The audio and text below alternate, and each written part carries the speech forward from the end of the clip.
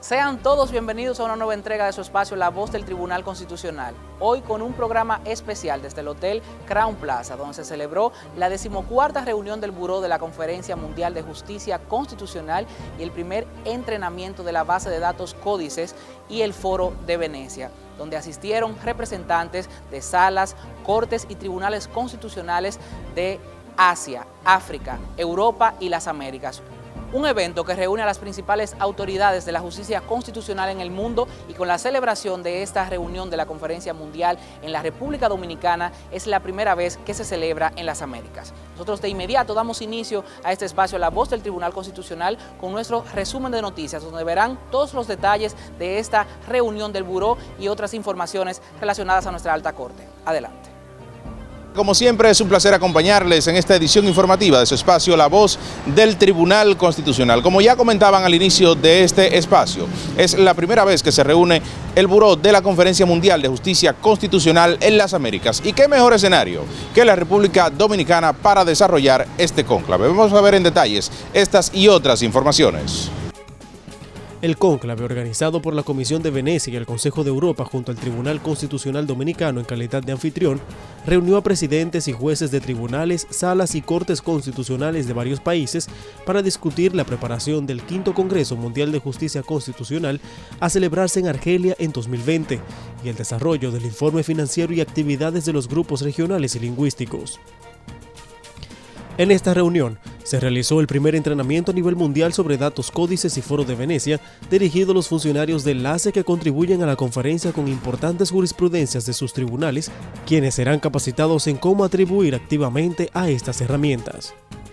La Conferencia Mundial de Justicia Constitucional reúne a 114 representantes de tribunales, salas y cortes constitucionales en Asia, América, África y Europa, con el objetivo de promover la justicia constitucional en el entendido de la revisión constitucional, incluyendo importantes jurisprudencias en materia de derechos humanos como base elemental para la democracia, la protección de los derechos fundamentales y el Estado de Derecho.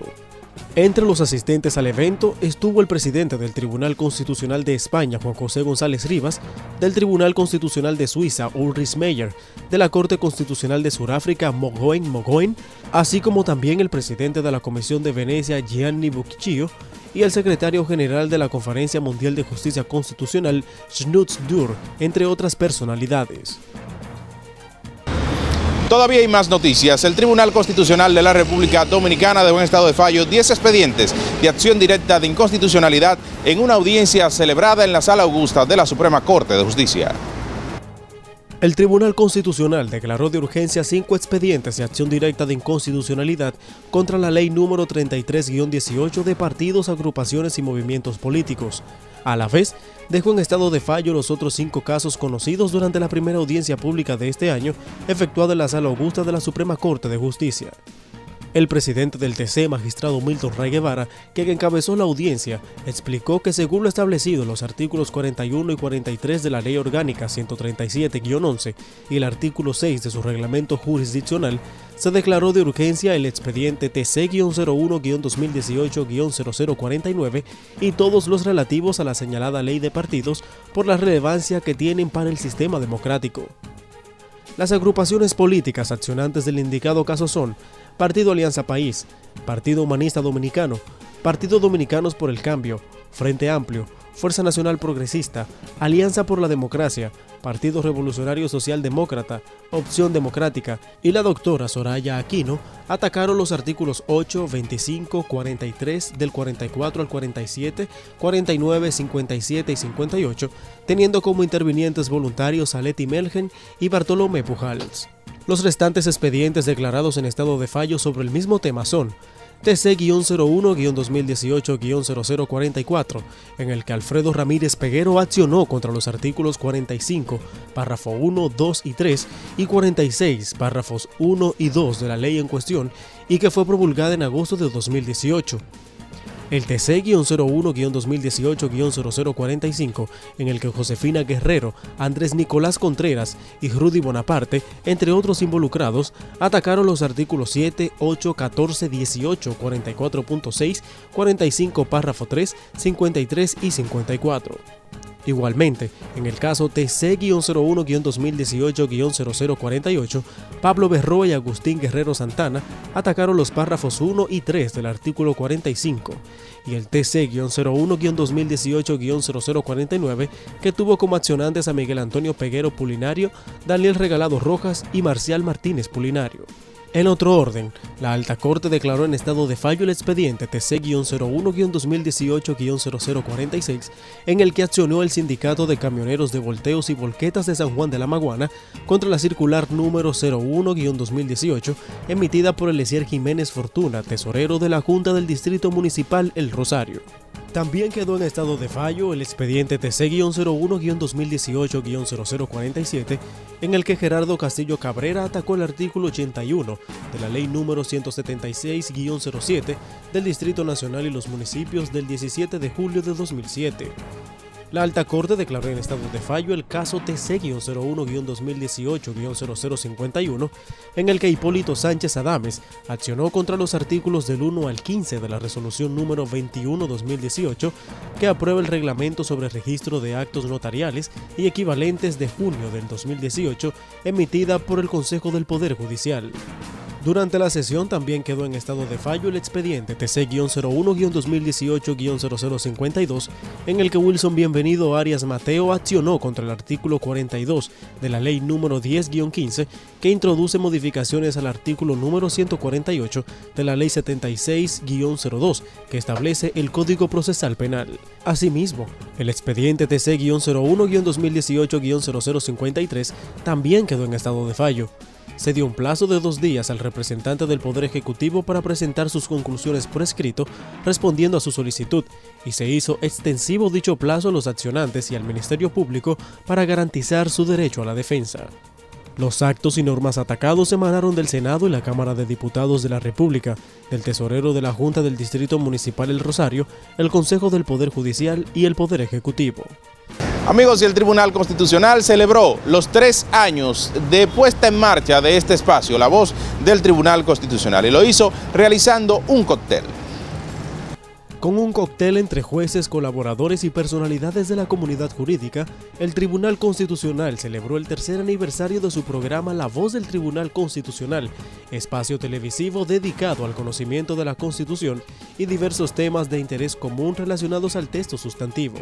El encuentro estuvo encabezado por el magistrado Milton Rey Guevara, presidente del tribunal e ideólogo del programa de televisión, quien ofreció las palabras de bienvenida. Rey Guevara resaltó la importancia del programa, indicando que el artículo 35 de la Ley Orgánica del TC y de los procedimientos constitucionales obliga al tribunal a promover los estudios y el conocimiento del derecho constitucional, y que ese mandato lleva a realizar programas de formación, capacitación y difusión para poner en comunicación a los ciudadanos y ciudadanas con los principios que conforman el ordenamiento constitucional del país. El magistrado Wilson Gómez Ramírez, miembro del tribunal y director del espacio, pronunció las palabras centrales del acto, en las que destacó la importancia del órgano de difusión, que tiene como propósito despertar la cultura constitucional en los dominicanos y empoderar a la ciudadanía a través del conocimiento de sus derechos y sus deberes fundamentales. Durante sus primeros 3 años, la producción de La Voz del Tribunal Constitucional ha logrado impactar a su audiencia con un contenido diverso presentado a través de entrevistas, reportajes y segmentos como Jurisprudencia Constitucional, las noticias del TC y Hablan los jueces, entre otros. Continuando con las informaciones, el Tribunal Constitucional dio por finalizado el diplomado Derecho Constitucional y Procedimiento realizado para la comunidad del Ceibo. El Tribunal Constitucional clausuró el 3er diplomado en Derecho Constitucional y Procedimientos, durante la cual el magistrado Lino Vázquez Samuel, segundo sustituto del presidente, dictó la conferencia Tutela de los Derechos Económicos, Sociales, Culturales y Ambientales en el Estado Social y Democrático de Derecho en la República Dominicana. La capacitación, que reunió la participación de alrededor de 80 profesionales del derecho, contó con el aval académico de la Universidad Autónoma de Santo Domingo, UASD, y la colaboración de la seccional del Colegio de Abogados de la provincia. En su conferencia, el magistrado Vázquez Samuel afirmó que el Estado social y democrático de derecho es una de las cláusulas pilares del neoconstitucionalismo dominicano, con visión ideológica y jurídica del concepto normativo de constitución. Dijo que esa visión fue incorporada en el artículo 7 de la Constitución de 2010 y que su valoración previa en la República Dominicana se le atribuye a la Constitución de 1963, que reivindicó algunos elementos del Estado social. El Estado social y democrático de derecho es una de las cláusulas pilares de lo que podría denominarse el neoconstitucionalismo dominicano, con visión ideológica y jurídica del concepto normativo de constitución, que se ha incorporado en la República Dominicana en la Constitución del 2010, pero que tuvo una génesis en la denominada Constitución Social del año 1963. Sin embargo, el reconocimiento normativo a nivel constitucional de los derechos sociales como fórmula para la realización y expresión legal tiene su origen en la Constitución de Querétaro, México, de 1917. Al finalizar la ponencia del magistrado Vázquez Samuel, se procedió a la entrega simbólica de los diplomas en la persona del doctor José Joaquín Paniagua Gil, que los recibió de manos del juez del TC y de la maestra Heidi Céspedes. El diplomado sobre Derecho Constitucional y Procedimientos estuvo bajo la dirección de la licenciada Manolita Sosa, encargada del Departamento de Investigación y Capacitación del Tribunal Constitucional. Y hasta que este resumen informativo de su espacio La Voz del Tribunal Constitucional. Usted continúe informado a través de nuestra página web www.tc.gov.do. Allí puede encontrar las publicaciones del Tribunal Constitucional, al igual que los textos constitucionales y las sentencias más relevantes de esta alta corte. Soy Tomás Marte, hasta la próxima.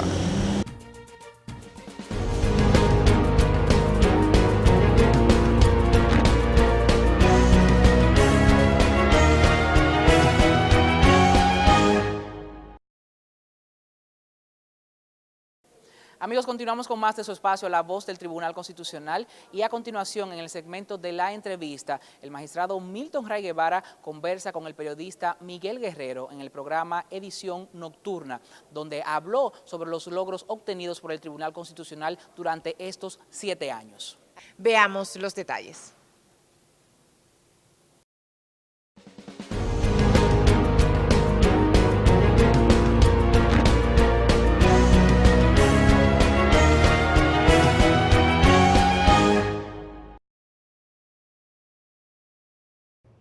Saludos amigos, bienvenidos nuevamente a Edición Nocturna. Yo soy Miguel Guerrero y esta noche tengo el gratísimo placer y la honra de tener conmigo a una gran figura pública de la República Dominicana. Y por supuesto, amigo mío viejo, lo cual es un privilegio. Se trata del presidente del Tribunal Constitucional, el doctor Milton Ray Guevara. Muy buenas noches, gracias por aceptar nuestra invitación. Bueno, gracias a ti, Miguel, por invitarme. La generosidad que tienes siempre y el trato que siempre me has dado, que tenemos una gran amistad desde hace muchos años. Así es, yo lamento que por su función usted no pueda venir diariamente aquí, ¿no? Eso hubiese sido un gusto extraordinario. Así es. Y usted tiene mucha experiencia en televisión, porque yo recuerdo perfectamente cuando usted era el director ejecutivo de Finjus, ¿no? Sí. Que tenía, con usted comenzó el programa. Claro. Y comenzó Finjus. 6 años. Sí, 6 años. Sí, produciendo el programa Así Institucionalidad y Justicia, que se ha mantenido, gracias a Dios.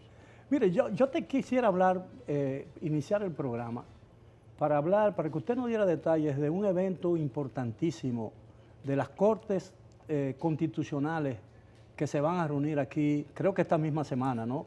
¿De qué se trata? ¿Cuál es el propósito? ¿Y qué se persigue con ese evento?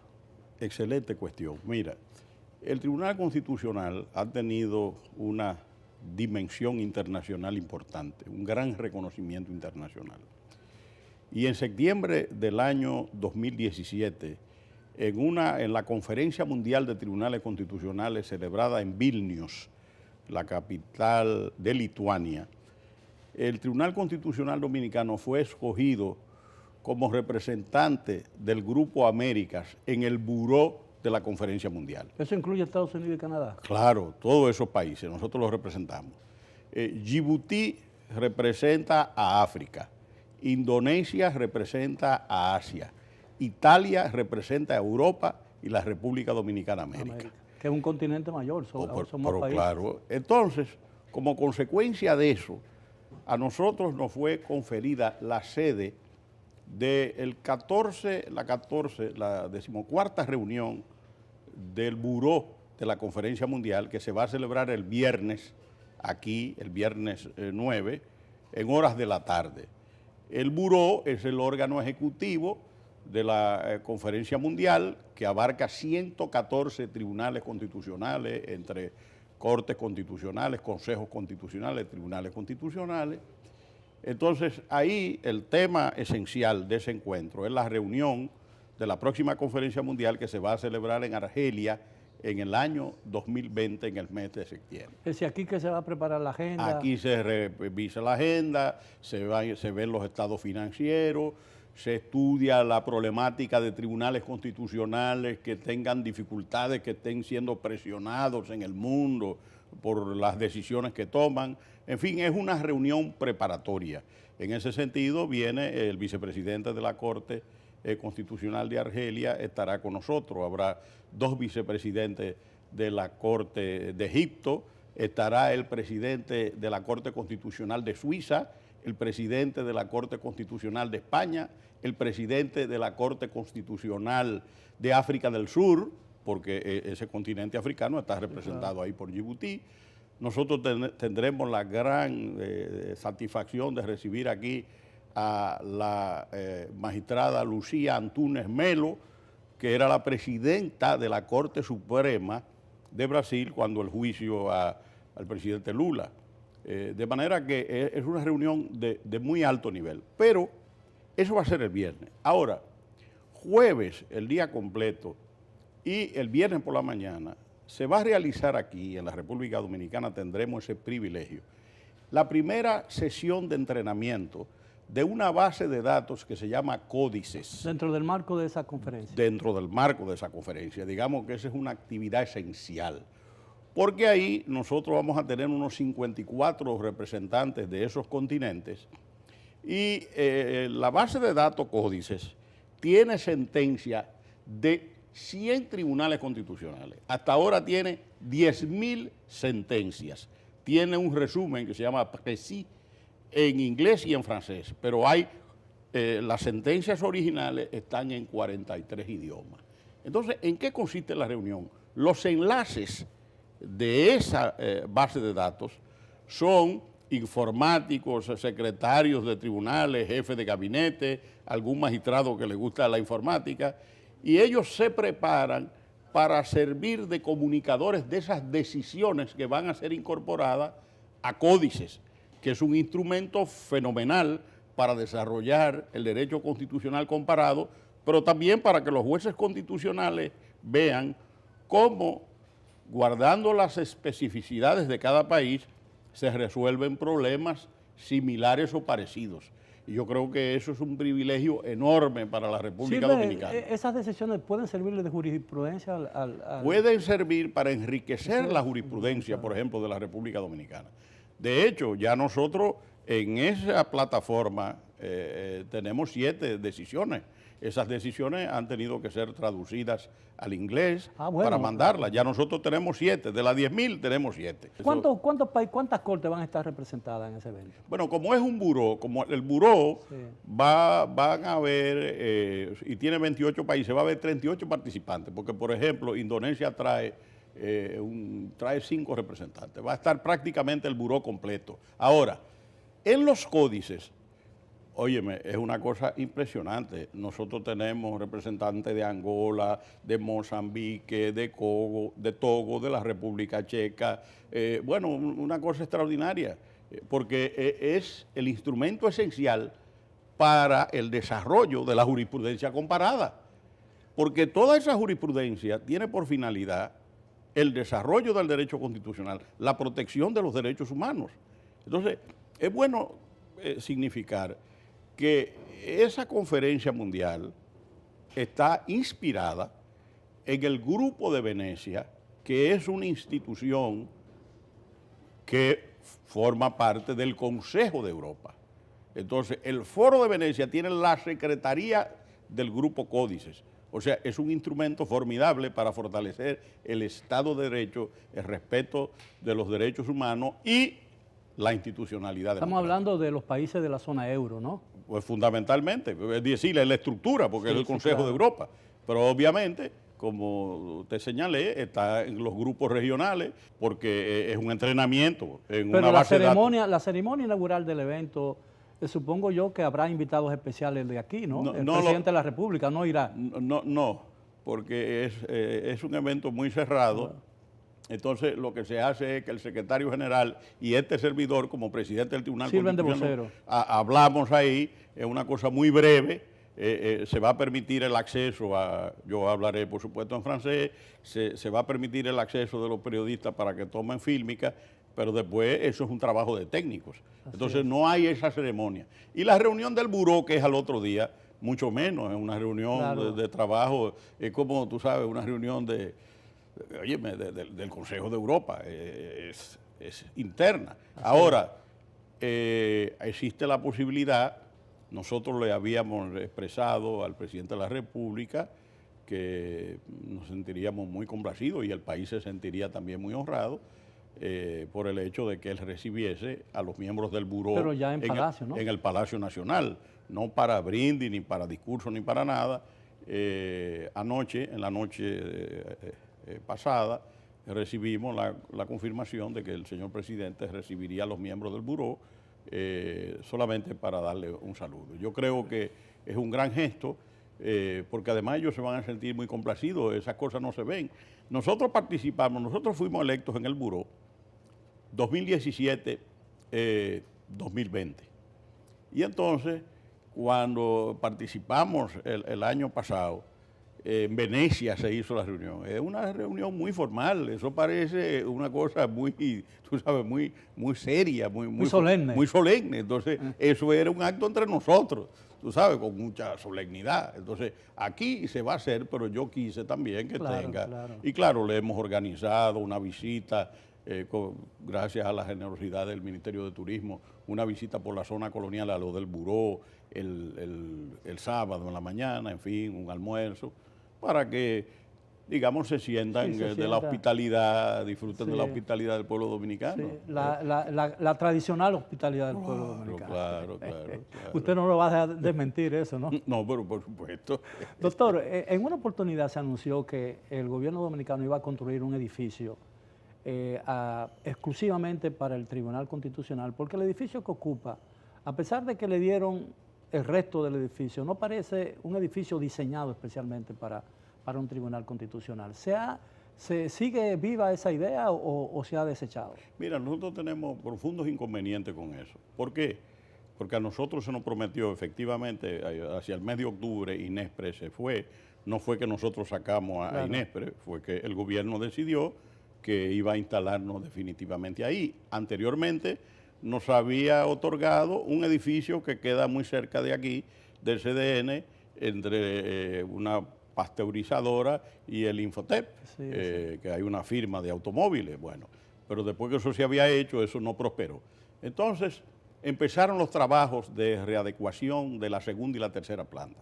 Se han venido realizando, pero se nos había prometido el ministro de Obras Públicas que eso estaría listo en diciembre. Ya estamos en febrero y no lo tenemos. Se trabaja porque nosotros escuchamos. Tuvimos que mudar las reuniones del Pleno a otro edificio. En fin, se habló siempre de que en marzo estaría abierta la licitación para un edificio que va detrás, incorporado al que está actualmente, donde estamos actualmente, y que ahí estaría la sala de audiencia, el centro de eventos, la biblioteca, el centro de estudios constitucionales, en fin, todas las instalaciones que un tribunal constitucional merece. Eso está pendiente, esperamos que efectivamente ha habido reuniones importantes con el ministro de Obras Públicas, que ha demostrado un interés notorio en que las cosas se hagan, asistiendo personalmente a las reuniones que se han hecho. Nosotros sí lamentamos, por ejemplo, que frente a un acontecimiento como este no tuviésemos ya la segunda y la tercera planta, que nos hubiese servido para decirle, miren, que aquí estamos progresando, ¿verdad? Porque un tribunal que tiene 3.610 sentencias hasta ahora, que tiene eso que muchos países quisieran, representar a América, que tiene acuerdos con 10, 12 tribunales constitucionales del mundo, que va a firmar un acuerdo el lunes siguiente con Corea. Óyeme, entonces eso es, la dignidad del tribunal merece un local adecuado. Dice que no solamente el hábito hace el monje, pero contribuye, ¿verdad? Claro, con su presencia. Sí. A pesar de que el tribunal vale por lo que hace, ¿no? Naturalmente. Así es. Doctor, si usted me lo permite, tenemos que hacer una breve pausa. Regresamos con nuestro distinguido invitado de esta noche, el presidente del Tribunal Constitucional, el doctor Milton Ray Guevara.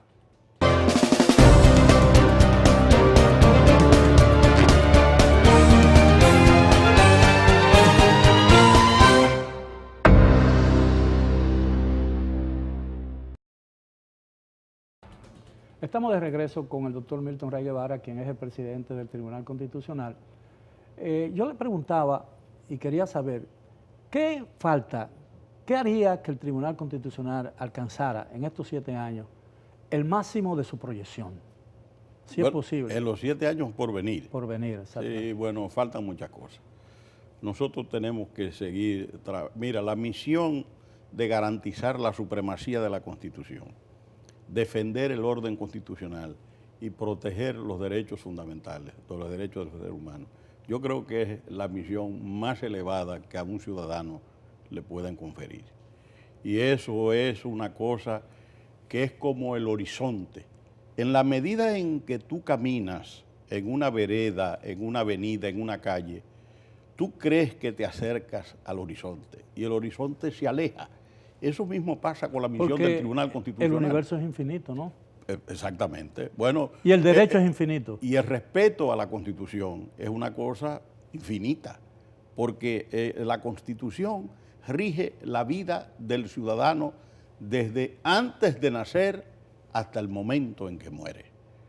Está todo reglamentado, porque la Constitución es un pacto social, es un proyecto de nación que indica hacia qué camino quiere conducirse una sociedad humana políticamente organizada, bajo unos criterios de organización del Estado, estructura de los derechos fundamentales, pues el propio sistema de reforma constitucional. Entonces, al tribunal le queda todo por hacer. Y fíjate que nosotros en esos 7 años tenemos un programa de televisión que ha tenido 157 entregas. Tenemos un programa, La Voz del Constitucional, un periódico, perdón, La Voz del Constitucional, de 30.000 ejemplares mensuales que se reparte gratuitamente. El tribunal da una cantidad enorme de talleres de formación en liceos, en escuelas, para los docentes. Tenemos un proyecto piloto exitoso con el Ministerio de Educación para el cumplimiento del artículo 63, numeral 13 de la Constitución, que hace obligatoria su enseñanza en el sistema público y privado. Y entonces aspiramos a que la escuela básica, la escuela inicial, en toda la escuela, incluyendo las universidades, de forma transversal se estudie o se imparta la enseñanza de la Constitución y también como una disciplina del currículo. O también como una disciplina, las dos cosas, eso no son excluyentes. De manera que fíjate lo grande que es la tarea. Nosotros celebramos, por ejemplo, el mes de la Constitución. El mes, aquí se celebraba un día, el 6 de noviembre. Nosotros celebramos el mes de la Constitución, una gala de la Constitución, jornada de reforestación, jornada de arte urbano, publicaciones puestas en circulación de la colección Iudex, que son libros que escriben los magistrados del tribunal, clásicos del derecho constitucional, los grandes maestros, Amiama, Hostos, que hemos publicado. Ahora publicamos las cátedras del presidente Rafael Bonelli de 1948. Es decir, que el tribunal es un laboratorio de trabajo que tiene una condición que no la tienen los otros tribunales, y es que estamos obligados a la promoción del derecho constitucional. Es un mandato de nuestra ley. Hay otros tribunales que organizan un seminario, un taller. Nosotros hemos organizado 4 congresos internacionales sobre justicia constitucional. Hemos organizado una jornada. Los jueces del tribunal están obligados a su renovación, tienen que asistir a eventos para mantenerse al día y mejorar su capacidad de... Lo hacen con mucho entusiasmo. Mira, hay un grupo de magistrados, normalmente hay cursos de renovación, digamos, del conocimiento constitucional en Toledo, bueno, en la Universidad Castilla-La Mancha, en Salamanca, y los jueces se van un mes y trabajan en eso. Nosotros organizamos, eso es único en la historia de la judicatura dominicana, organizamos un máster para los jueces del Tribunal Constitucional con Castilla-La Mancha, lo pagamos nosotros. Y entonces ahí se formaron y somos generosos, porque dimos beca a la Junta Central Electoral, al Tribunal Superior Electoral, a jueces de corte del Poder Judicial de Santiago y de Santo Domingo. Doctor, a propósito de la enseñanza de la educación, es evidente que en la escuela, en el sistema educativo dominicano, se observa un desconocimiento total, no solamente de la letra de la Constitución, sino del espíritu de la Constitución, de la esencia de la Constitución.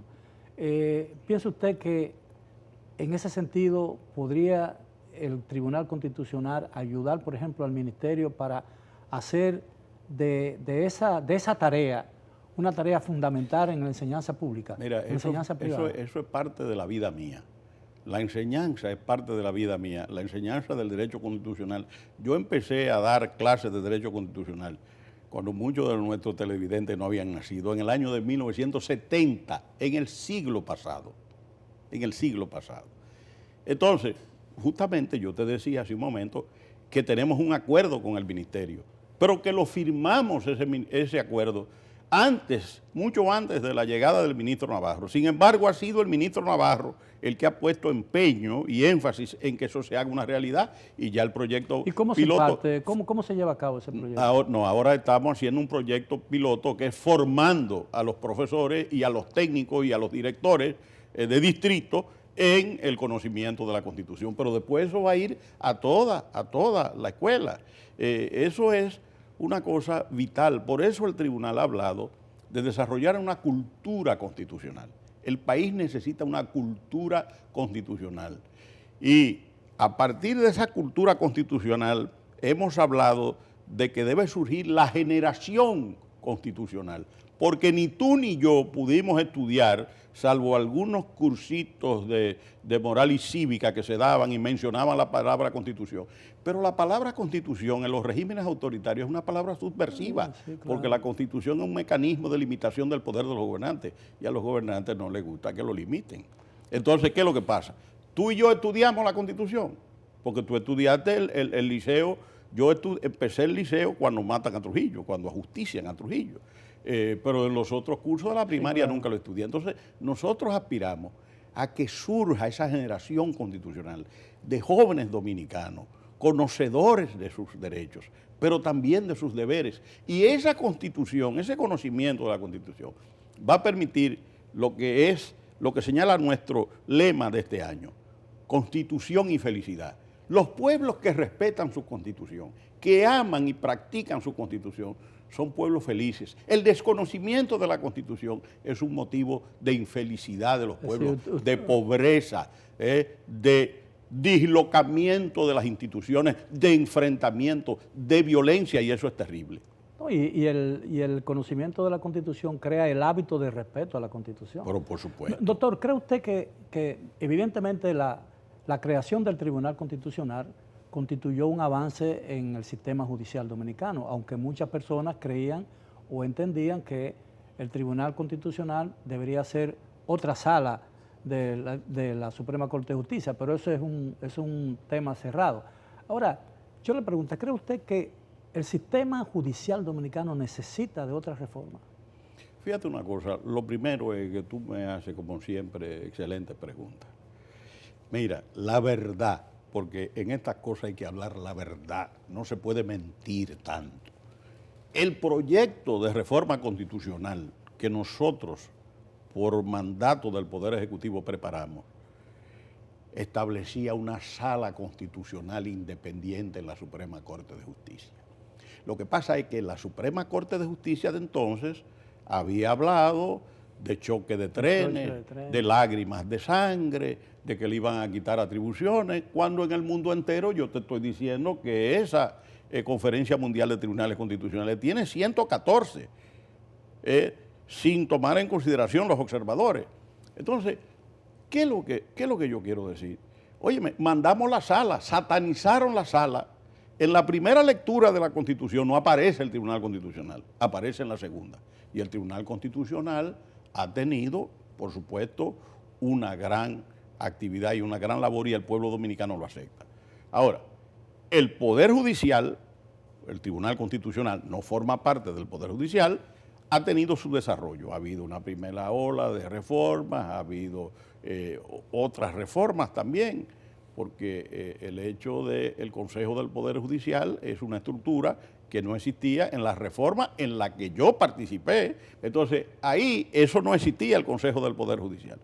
Entonces, yo lo que quiero decir que es el propio Consejo, el propio Poder Judicial el que debe, por supuesto, hacer un diagnóstico. Lo hicieron un gran evento hace un año y medio. Yo no llevo mucho, digamos, esas cuestiones de años, pero hizo un diagnóstico. Bueno, ahí están todos los elementos necesarios para una renovación. Yo no sé si es un proceso de reforma, a veces es una cuestión de ejecución de los planes, de la política. El Poder Judicial tiene grandes limitaciones presupuestarias, porque aquí se cumple con unas leyes y no se cumple con la otra. Ese es un muy mal ejemplo.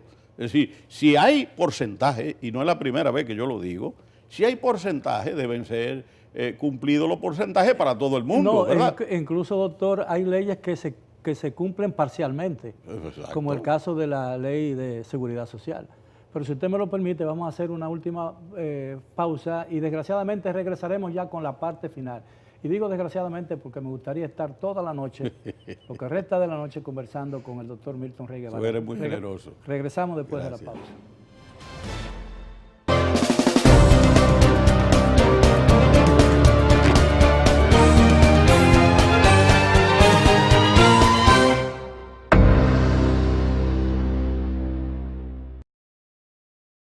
Bien, estamos de vuelta con nuestro distinguido invitado, el presidente del Tribunal Constitucional, el doctor Milton Rey Guevara.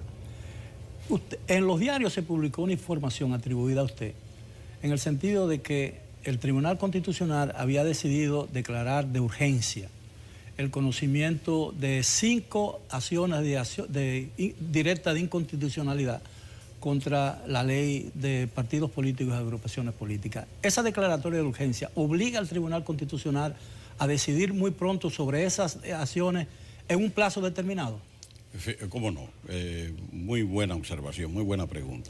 Efectivamente, nosotros declaramos de urgencia esos expedientes en el día de ayer, el lunes, en virtud de lo que establece el artículo 6 del reglamento jurisdiccional del Tribunal Constitucional, que le da esa facultad al presidente del tribunal, y que el ejercicio de esa facultad compartido por el tribunal. ¿De qué se trata? Nosotros estamos en un año preelectoral y la ley de partido es una ley novedosa que contiene una serie de aspectos que están sometidos al debate de la opinión pública y particularmente de la dirección de los partidos políticos. Ya habíamos declarado de urgencia otros proyectos, otros recursos, otras acciones directas que se refieren a la ley de partido en la última audiencia del año pasado, y ahora declaramos esto. ¿Qué hace eso?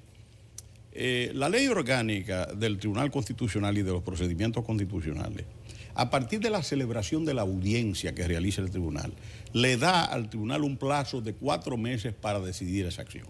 Ahora bien, eso tiene una serie de procedimientos, porque entonces esos proyectos, cuando son completados por la Secretaría, es decir, esas acciones, tienen que ser enviadas a las comisiones operativas del tribunal. El tribunal está dividido en 3 comisiones operativas de 4 magistrados.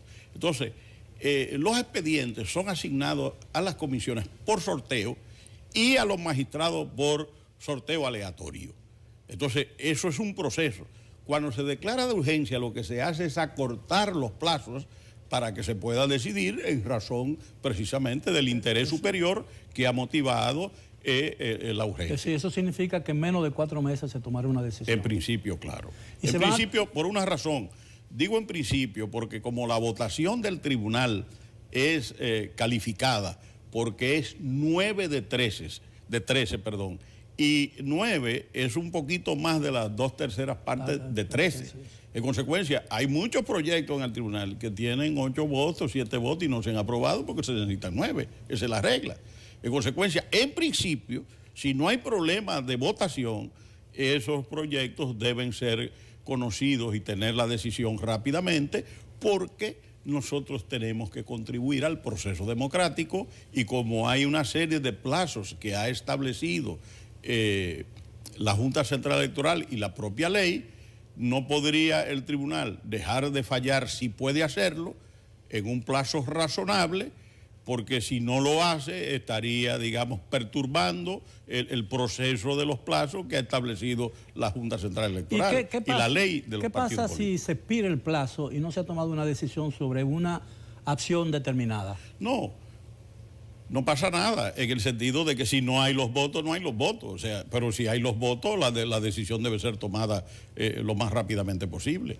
La urgencia parece, supongo, ¿no?, está relacionado directamente con los plazos que la propia ley de partidos impone a la clase política en el proceso electoral. Eso fue lo que señalé ayer para declarar la urgencia, como había declarado de las otras, porque fíjate tú, nosotros estamos frente a un proceso con ciertas complejidades, primarias, abiertas, simultáneas, tenemos elecciones municipales en el mes de febrero, la segunda semana del mes de febrero, elecciones congresuales y presidenciales en el mes de mayo, posibilidad de una segunda vuelta en el mes de junio. O sea, el tribunal tiene que hacer todo lo posible. Digo, el tribunal no es responsable de las acciones que se incoen ante él, pero debemos hacer todo lo posible por solventar esos casos y decidirlo, porque esas decisiones pueden contribuir a que el proceso democrático y electoral se desarrolle sin ningún tipo de contratiempos. Y las impugnaciones relacionadas con los desacuerdos con relación a los resultados de los procesos electorales van primero al Tribunal Superior Electoral. Van primero al pero pueden al final de cuentas llegar al Tribunal Constitucional. Por supuesto, siempre hay esa posibilidad. Y la pasión que tenemos por las impugnaciones posiblemente les traiga mucho trabajo a usted. Bueno, yo creo que el que va a tener mucho trabajo, como es normal, es el Tribunal Superior Electoral. ¿Cómo marchan los asuntos internos en el Tribunal Constitucional? Tomando en cuenta que es una figura relativamente nueva, es nueva en el sistema jurídico dominicano, ¿no? Tú sabes que los resultados han sido extraordinarios, no solamente en el ámbito internacional, sino en el ámbito nacional. Por eso yo he tenido el atrevimiento de utilizar estas 3 expresiones. Ningún tribunal ha hecho tanto en tan poco tiempo. El tribunal ha hecho lo que ningún tribunal había hecho, pero aún nos falta mucho por hacer. Fíjate lo que nosotros logramos el año pasado, la certificación ISO 9001-2015. Eso es extraordinario, la certificación de los procesos por AENOR, que es una empresa española. Nosotros somos el primer tribunal de la República Dominicana certificado en esa norma. Pero hemos estado buscando en el mundo entero tribunales constitucionales y no lo hemos encontrado. Hemos encontrado tribunales superiores electorales, tribunales administrativos. De manera que eso es una cosa extraordinaria. La certificación de procesos, la ISO 9001-2015 en 7 años es una cosa extraordinaria, y la cantidad de sentencias del tribunal. El hecho de que el tribunal haya tenido una serie de publicaciones, más de 130 títulos publicados por el tribunal, que se haya presentado ya en 29 provincias y el Distrito Nacional de cara al pueblo con sus jueces togados, una conferencia del magistrado que es de oriundo de esa provincia o de otro de los magistrados que le toca. Eso no tiene precedentes en ninguna parte, con sus togas frente al pueblo, y se lee un resumen de la hoja de vida de cada uno de esos magistrados. Se invitan a las autoridades, al senador, a los diputados, al alcalde, a los regidores, colegio de abogados, colegio de notarios, sacerdotes, pastores, asociaciones gremiales, empleadores. Eso nadie lo había hecho nunca y hemos recibido un cariño y un respaldo extraordinario. Este año iremos y vamos a concluir ya, y vamos a hacer una obra con todo eso, una obra que recoge esas presentaciones. Vamos a ir a Ocoa, a Dajabón y a la provincia Independencia. De manera, ¿cuántos seminarios, cuántos diplomados ha dado el Tribunal Constitucional? A la Policía Nacional, por ejemplo, 2. Al Colegio de Abogados, a los abogados de Samaná, del Ceibo, de San Pedro de Macorís, de Santiago, ¿cuántos diplomados hemos dado? De Puerto Plata. Entonces, diplomados a los comunicadores sociales, por primera vez en la historia de la República Dominicana, sobre derechos fundamentales y constitución, acreditados 70 horas por la Pontificia Universidad Católica Madre y Maestra, acreditados por la Universidad Autónoma de Santo Domingo, en Santiago de los Caballeros, talleres para los comunicadores sociales en Miami, en Nueva York, en New Jersey. Eso es una cosa que realmente rebasa lo que podían ser las posibilidades cuando se diseñó el Tribunal Constitucional, porque el artículo 35 de su ley orgánica nos obliga a desarrollar los estudios de derecho constitucional. Doctor, en una de las acciones directas de inconstitucionalidad contra la ley de partidos políticos se refiere al artículo 44, que los reclamantes señalan que viola el artículo 44 de la ley de partidos políticos, que viola la libre expresión del pensamiento. ¿Cuál es su opinión? Bueno, usted no puede, porque tendría que inhibirse, pero todas las acciones se van a discutir en conjunto cada artículo o va a ser una decisión tomada sobre cada acción. Mira, porque son 8 partidos políticos, ¿no? Sobre la primera parte te puedo decir que efectivamente yo no puedo dar ninguna opinión, sí, claro, porque la opinión la daré en el Pleno. Sí, claro, por eso retiré esa parte. Hay una serie de expedientes. El Pleno siempre tiene la potestad de fusionar expedientes que son diversos. Hay ciudadanos, hay partidos, pero eso lo decide el Pleno en su momento. Ahora, lo que el tribunal tiene que hacer es fallar en tiempo hábil todas esas acciones de inconstitucionalidad. Bien. Doctor, si me lo permite, otra pausa tenemos que hacer. Regresamos con el presidente del Tribunal Constitucional, el doctor Milton Ray Guevara.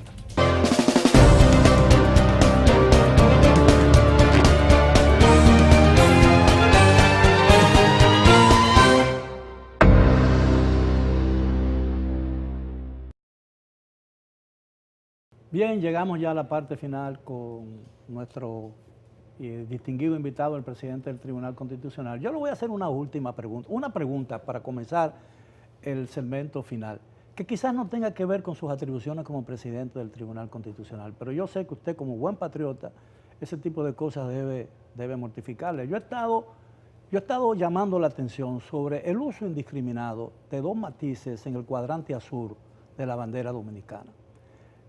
Incluso uno ve a veces ondear varias banderas, una al lado de otra, en edificios públicos con colores distintos en ese azul. Cuando la ley que regula el uso de la bandera es muy claro con la tonalidad del azul. ¿Qué se puede hacer con eso, doctor? Mira, Miguel, qué oportuna esa pregunta. Parece mentira las cosas que pasan en nuestro querido país. ¿Cuántos años tiene en el Congreso la ley de símbolos patrios? Porque no solamente es el problema del color de la bandera, es el uso del escudo. Tú ves en instituciones públicas, hasta en el propio Congreso Nacional, ha habido ocasiones en las cuales el escudo o la bandera no son lo que establece la ley.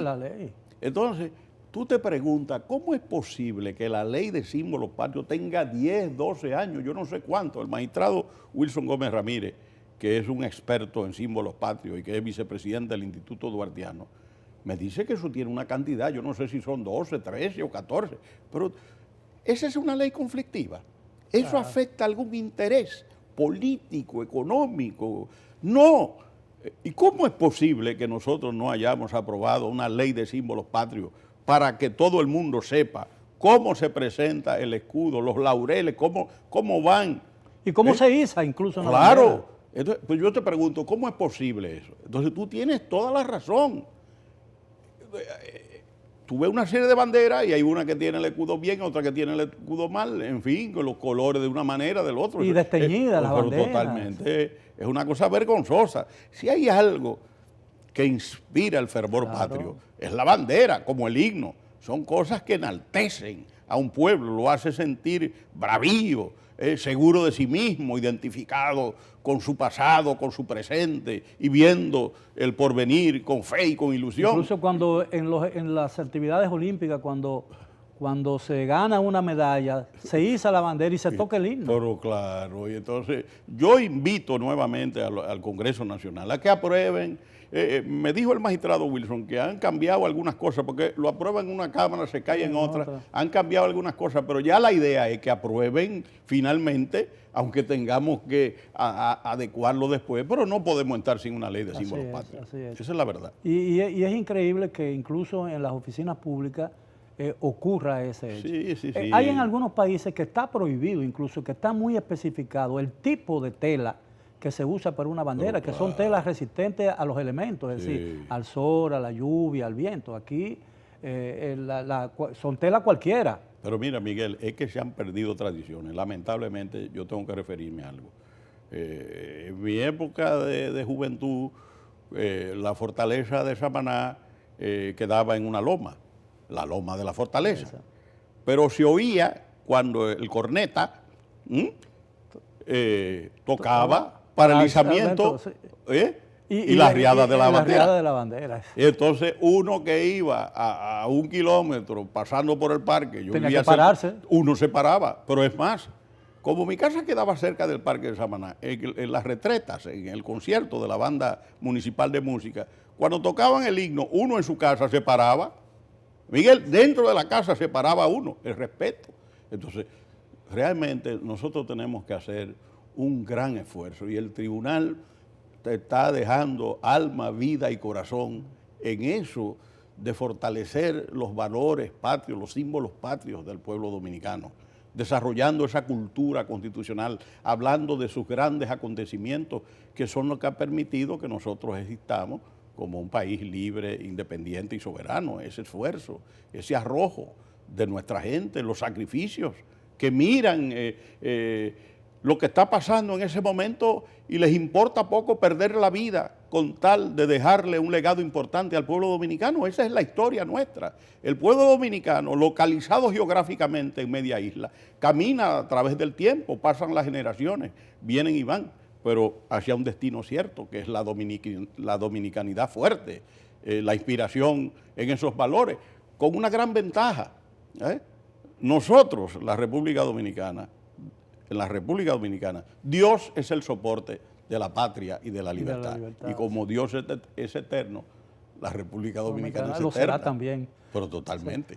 Doctor, yo espero que con su exhortación y su protesta vehemente, cuando yo digo protesta no es de lanzar piedras, sino el sentido real de la palabra protesta, el Congreso de la República se anime y apruebe una ley que ha permanecido demasiado tiempo ociosa en un archivo del Congreso de la República. Tú te imaginas eso. Y sobre todo que este año, Miguel, escúchame, yo sé que estamos ya frente a la tiranía del tiempo, pero este año se conmemora un nuevo aniversario de la expedición del 14 de junio del año de 1959, donde un sector importante de la juventud dominicana, óyeme, entregó su vida por la libertad posterior del pueblo 60 dominicano. años serán. 60 años, así es. Entonces, óyeme, por lo menos debemos tener una ley de símbolos patrios. Así es.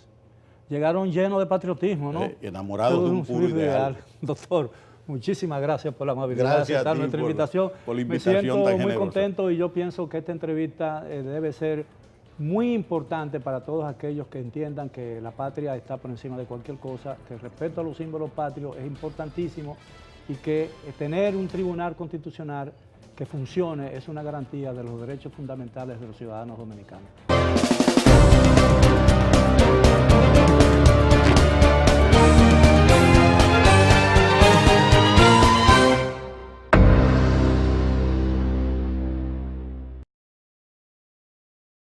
Amigos, y de esta manera llegamos a la parte final de su espacio, La Voz del Tribunal Constitucional. Agradecer, como siempre, el favor de su sintonía. Esperamos que hayan disfrutado este programa especial, porque hoy el Tribunal Constitucional de la República Dominicana ha marcado historia al ser la sede de la Conferencia Mundial de Justicia Constitucional. Así es, Paola, un gran logro para el Tribunal Constitucional y para el país. Nosotros nos reencontramos la próxima semana en una nueva entrega de su espacio, La Voz del Tribunal Constitucional. Hasta la próxima.